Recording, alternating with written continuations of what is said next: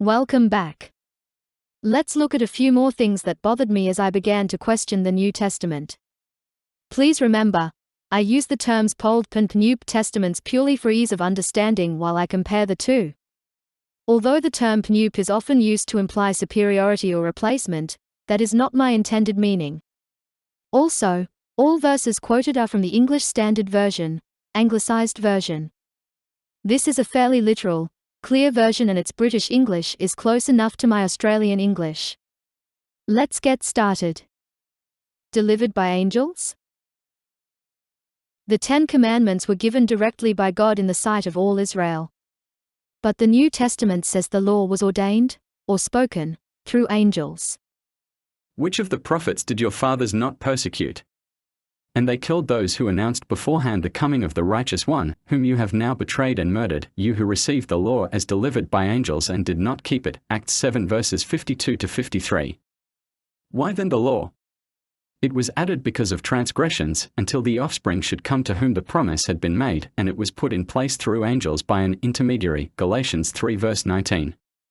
For since the message declared by angels proved to be reliable, and every transgression or disobedience received a just retribution, how shall we escape if we neglect such a great salvation? It was declared at first by the Lord, and it was attested to us by those who heard, while God also bore witness by signs and wonders and various miracles and by gifts of the Holy Spirit distributed according to His will. Hebrews 2 verses 2-4. The Greek word for angels is ambiguous as it simply means messengers, such as Moses. But why obscure the incredible event of God Himself speaking from Mount Sinai? This is further understated by the many Christian Bibles which show the words of Jesus, and only Jesus, in red to emphasize their superiority. Should the words of Jesus be emphasized as superior to those of the Father? Has Elijah returned and turned children and their fathers to one another? Malachi 3 verses 23-24 in Hebrew Bibles, or chapter 4 verses 5-6 in Christian Bibles, says before the coming day of the Lord, Elijah will return and turn fathers and children to each other. Behold, I will send you Elijah the prophet before the great and awesome day of the Lord comes. And he will turn the hearts of fathers to their children and the hearts of children to their fathers, lest I come and strike the land with a decree of utter destruction. Malachi 3 verses 23-24 or chapter 4 verses 5-6.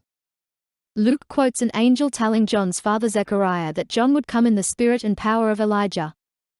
And he will turn many of the children of Israel to the Lord their God, and he will go before him in the spirit and power of Elijah, to turn the hearts of the fathers to the children, and the disobedient to the wisdom of the just, to make ready for the Lord a people prepared. Luke 1 verses 16-17.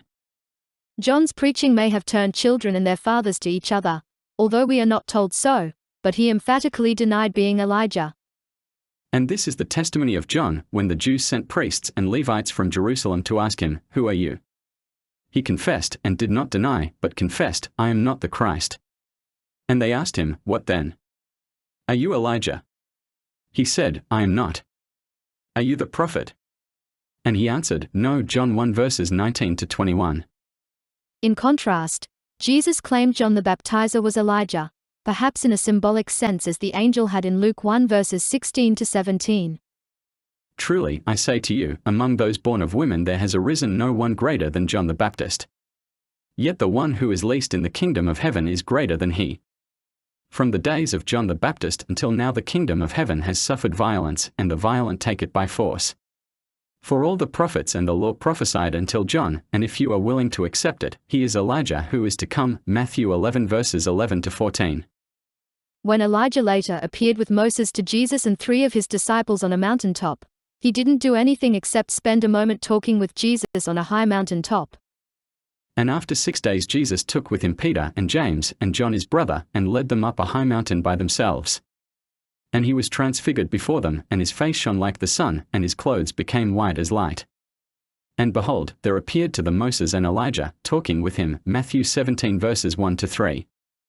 There are also the many messianic prophecies which were not fulfilled in Jesus' time. It is convenient to say they will be fulfilled in the future, that his kingdom is not yet in its total fulfillment. But don't false prophets dismiss their failed predictions by saying they are still to come? Why would God inspire a New Testament which is inconsistent with the Old Testament? And even if each of these problems can be solved, The Old Testament gives people substantial reasons to reject Jesus and the New Testament. I have only begun. This leads me to my main point. Would our loving God condemn people for remaining faithful to the Bible He had already given them? Next, we will look at whether Isaiah 53 is the clear prediction of Jesus. Many Christians claim it to be.